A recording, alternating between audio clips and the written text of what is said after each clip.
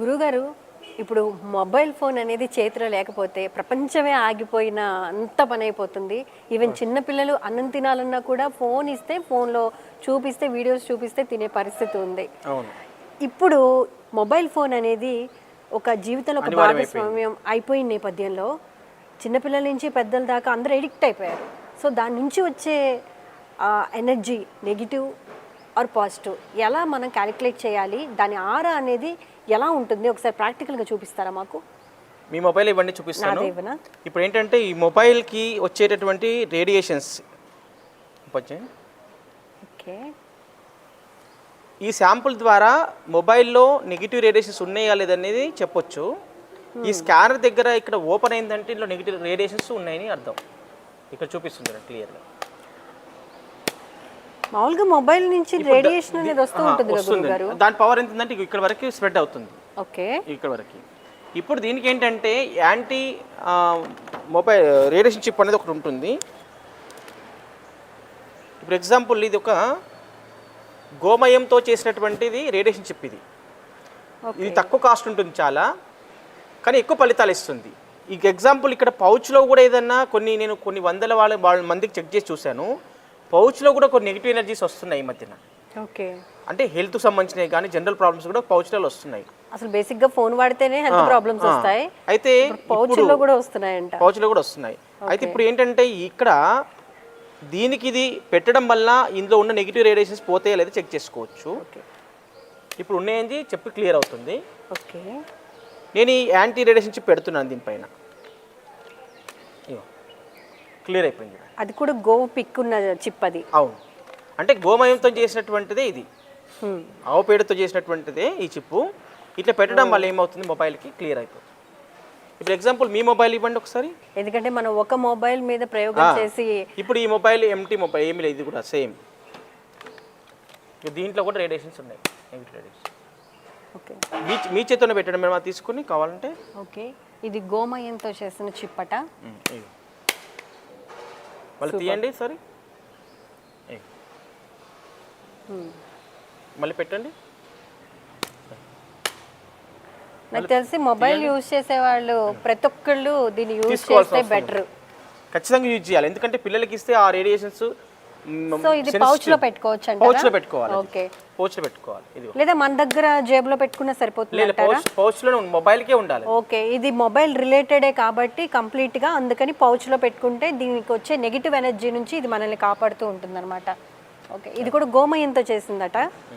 ఇప్పుడు దీంట్లో ఇది పౌచ్లో దాన్ని పెట్టాం కాబట్టి, చిప్పు పెట్టాం కాబట్టి అందులో నెగిటివ్ లేదని చూపిస్తుంది. మళ్ళీ దీంట్లో ఉంది as it is. Okay, so ఎవరి మొబైల్ ఫోన్ వాళ్ళకి పర్సనల్ కాబట్టి ఎవరిది వాళ్ళే పెట్టుకోవాలి. ఇదిగో దీంట్లో లేదు, దీంట్లో ఉంది. ఇప్పుడు ఇక్కడ కూడా ఒక చిప్ పెట్టామనుకోండి ఎగ్జాంపుల్, ఇక్కడ కూడా ఒక చిప్ పెట్టాము, ఇందులో క్లోజ్ అయింది, ఇందులో క్లోజ్. ఓకే, సో ఒక్కొక్క మొబైల్కి ఒక్కొక్క చిప్ అంతేనండి? అంతే. Okay, super. So negative energy నుంచి దూరం. థ్యాంక్ యూ సో మచ్ అండి. నెగిటివ్ ఎనర్జీ నుండి మన మొబైల్ని మనం కాపాడుకోవాలి, మన ఆరోగ్యాన్ని కూడా కాపాడుకోవాలంటే ఈ గోమయంతో చేసిన చిప్ని కనుక మనం పౌచ్లో పెట్టుకుంటే, ఫోన్ యొక్క పౌచ్లో పెట్టుకుంటే ఎటువంటి నెగిటివ్ ఎనర్జీ అనేది రిసీవ్ అవ్వకుండా ఉంటుందన్నమాట. గుడ్, బాగుంది. అండ్ ప్రాక్టికల్గా చూపించారు గురువు గారు.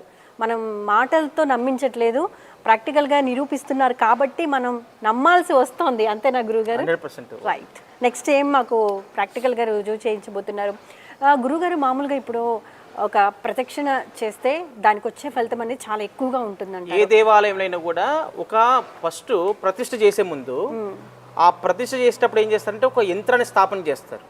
రాగి యంత్రం కానీ, బంగారు యంత్రం కానీ, వెండి యంత్రం కానీ, జనరల్ రాగి యంత్రాలు చేస్తారు. దానిపైన ఏ దేవతామూర్తిని మనం ప్రతిష్ఠించబోతున్నామో ఆ దేవతామూర్తి సంబంధించినటువంటి అక్షరాలతోనే ఇది చెక్కిస్తారు ఫస్ట్. ఓకే, చెక్కించిన తర్వాత దాన్ని పురోహితులు ఏం చేస్తారు, వేద పండితులు దానికి మంత్రశక్తి నింపుతారు, దానికి ఆ దేవత శక్తి నింపుతారు. కొన్ని లక్షల సార్లు జపాలు చేసి ఆ మంత్రశక్తి నింపి దాని పద్ధతితోని మళ్ళీ ప్రతిష్ట చేసే సమయంలో సుముహూర్తంలో దాన్ని అక్కడ ప్రతిష్ఠ చేస్తారు. ప్రతిష్ఠ చేసినప్పుడు ఏంటంటే కొన్ని వందల సంవత్సరాలు అది ఎనర్జీ ఇస్తూనే ఉంటుంది. ఉదాహరణకు తిరుపతి ఉంది, తిరుపతి వెంకటేశ్వర స్వామి దగ్గర చాలా లక్షలాది మంది భక్తులు వెళ్తున్నారు, ఎందుకంటే ఆ శక్తి, ఆ యొక్క యంత్రం యొక్క శక్తి. అలాగే ప్రతి దేవాలయం చుట్టూ ప్రదక్షిణ చేయడం వల్ల ఎనర్జీ అనేది ఒకటి ఉంటుంది.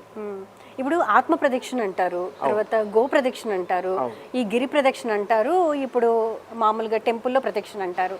వాటి యొక్క ఆరా అనేది అసలు ఏ విధంగా ఉంటుందండి? ఏది బెస్ట్ అంటారు అసలు? అంటే దేని దానికి ఆరా ఉంటుంది, డిఫరెంట్. ఒక సమస్య ఉందంటే ఆ సమస్య ఆ దేవాలయంలో ఏ సమస్యలకు పరిష్కారం తెలుపుతుంది ఆ దేవాలయం అన్నప్పుడు పర్టికులర్గా ఆ సమస్య ఉన్న వాళ్ళు ఆ దేవాలయానికి వెళ్తే వాళ్ళకి రిలీఫ్ వస్తుంది. ఓకే, అలా ఉదాహరణకు పితృదోషాలు ఉంటే త్రయంబకేశ్వరం వెళ్ళండి, కాలసర్ప దోషం ఉంటే కాళహస్తి వెళ్ళండి అని చెబుతున్నాం కదా. అంటే ఒక్కొక్క క్షేత్రము ఒక్కొక్క దానికి మహిమ ఉంటుంది. ఓకే, మహిమ ఉన్నటువంటి క్షేత్రాలకి పర్పస్ ఏంటి, ఆ దేవాలయంలో వెళ్తే మనకి ఏం జరుగుతుంది, మనకున్న సమస్య ఏంటి. కానీ ఏదైనా ఒక దేవాలయంకి వెళ్ళాము అనగానే ఒక పాజిటివ్ ఎనర్జీ అనేది మనలో జనరేట్ అవుతుంది కదా. పర్టికులర్గా అదే దేవాలయానికి వెళ్ళాలా అంటే పర్పస్ అంటే మనకి పర్టికులర్ ఈ ప్రాబ్లంతో సఫర్ అవుతున్నామంటే ఈ దేవాలయానికి వెళ్ళడం అనేది అర్చకులు సలహా ఇస్తుంటారు. అంటే ఏ దేవాలయానికి వెళితే ఏం జరుగుతుంది, ఎలాంటి జబ్బులు తగ్గుతాయి, ఎలాంటి సమస్యలు నుంచి మనము బయటపడతాము అనేటటువంటిది ప్రతి దానికి ఉంటుంది. ఇప్పుడు మనం ఈ ఆలయ ప్రాంగణంలో కృష్ణుని దేవాలయం సాధారణంగా కృష్ణుని యొక్క దేవాలయం చుట్టూ ప్రదక్షిణ చేస్తే మనకు రియల్ గా ఆరా పెరిగిందా లేదా అనేది కూడా మనం ప్రాక్టికల్ చెక్ చేసుకోవచ్చు. ఇప్పుడైతే మనం ప్రదక్షిణ ఇంకా స్టార్ట్ చేయలేదు, ఇప్పుడు ఎలా ఉంది? అవును, అండ్ మీరు సెలవు శాంపుల్ అంటించి పెట్టండి ఇందులో. సో ఇప్పుడు మనం కృష్ణుడి టెంపుల్లో ఉన్నాం కాబట్టి ఇప్పుడు దేవాలయం చుట్టూ ప్రదక్షిణ చేస్తే ఆరా ఎలా పెరుగుతుంది, ముందు ఎలా ఎంత ఆరా ఉంది మేడం గారికి, తర్వాత ఎంత ఆరా పెరిగింది అనేటువంటిది సెలవు శాంపుల్ ద్వారా మనకు అర్థమవుతుంది. అది చెక్ చేయబోతున్నాం. పెట్టేసి ఇప్పుడు న్యాచురల్గా ఉన్నటువంటి ఆరా పవర్ ఎంత ఉంది, ఇక్కడ వరకు ఉంది. ఓకే, ఇప్పుడు ఇది ఈ ప్లేస్ గుర్తుపెట్టుకోండి మ్యామ్, మీరు నిలబడ్డ ప్లేస్ కూడా గుర్తుపెట్టుకోండి. ఓకే, ఇప్పుడు మీరు ప్రదక్షిణ మొదలు పెట్టండి. ఓకే, ఒక 3 ప్రదక్షిణ చేయండి. సో కృష్ణుడి గుడి చుట్టూ నేను ప్రదక్షిణ చేస్తున్నాను. నా ఆరా అయితే ప్రదక్షిణకి ముందు ఇంత ఉంది, నేను ప్రదక్షిణ చేసిన తర్వాత ఆరా ఎంత ఉందనేది గురువు గారు చూపిస్తారనమాట. స్టార్ట్ చేద్దాం.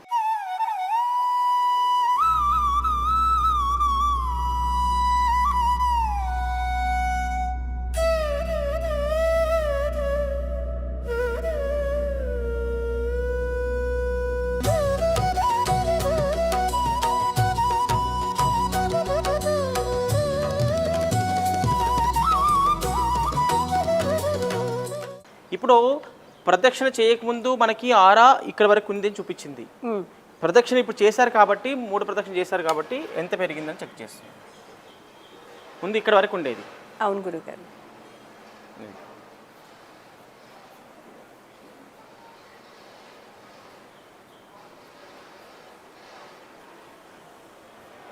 ఇంకా ఇక్కడ కంటే కూడా ఇంకా చాలా ఎక్కువ ఉంది. అవును, ఇంకా ప్లేస్ లేదు వెళ్ళడానికి. మీరే కొంచెం వెనక్కి వెళ్ళండి, స్ట్రేట్కి వెళ్ళండి. ఇగో ఇంతవరకు పెరిగింది. ఓకే, ఒకటి ముందుకు వస్తే మళ్ళీ తగ్గుతుంది సేమ్. ఓకే, వెనక్కి వెళ్ళండి. నిజంగా కళ్ళకు కట్టినట్లు కనిపిస్తోంది. ఇందాక ప్రదక్షిణ చేయకముందు అయితే జస్ట్ 1.5 మీటర్ ఉంది అంతే కదా గురువు గారు. అది చేసిన తర్వాత ఆల్మోస్ట్ 10 మీటర్ల పైన ఉంటుంది. ఓకే, 10 నుంచి 15 మీటర్లు ఉంటుంది. 15 మీటర్స్ అంటే 14 మీటర్స్ మీకు ఆరా పెరిగింది. 14 మీటర్లు. రోజు గురువు గారు టెంపుల్కి వెళ్తే మనకి ఈ ఆరా పెరుగుతుంది కాబట్టి పాజిటివ్ ఎనర్జీ అనేది కూడా పెరుగుతుంది. ఉదయం సాయంత్రం వెళ్ళి ప్రదక్షిణ చేసే వాళ్ళకి విపరీతమైనటువంటి ఆరా ఉంటుంది. వాళ్ళకి కొన్ని డిస్టర్బెన్స్ కూడా వెళ్తాయి. పర్పస్ ఆ దేవాలయంలో ఏ ప్రత్యేకత ఉందో ఆ దేవాలయానికి వెళితే ఇంకా ఆ పాజిటివ్ జరుగుతుంది.